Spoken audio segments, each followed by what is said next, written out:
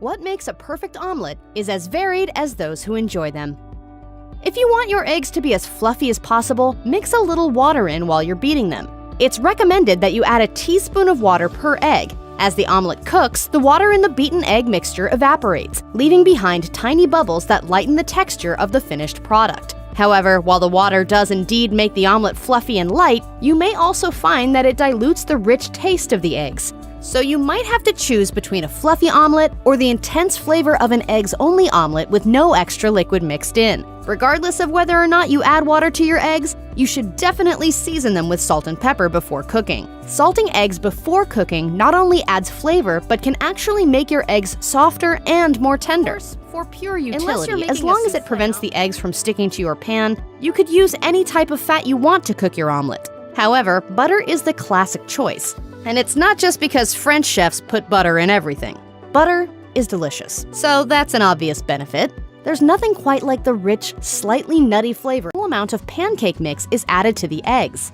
The pancake mix changes the texture of the omelet. You might find that it makes your omelets fluffier, or you might describe the texture as springy. It also makes the egg mixture sturdier, so it's a little bit easier to manipulate in the pan. Pancake mix subtly alters the flavor of the eggs, lending a bit of mild sweetness and toastiness to the omelet. To try this out, simply add a small amount of dry boxed pancake mix to your eggs and whisk until you can't see any lumps. We feel like this technique would be weird if you applied it to a classic French omelet instead of a diner-style one, but if any brave kitchen scientists want to run that experiment, let us know how it goes. As Jacques Pepin so astutely observes, there is no one perfect omelet. A classic French omelet as I do is not better than the country one. It's just different in technique, in texture, and in taste a little bit, so you choose one or the other. Decisions. Do you want a country omelet with big curds and a slightly crisp browned exterior? Or are you chasing the dream of an Instagram-perfect, cylindrical French specimen? There's no point in mastering the difficult French technique if you don't even like runny eggs.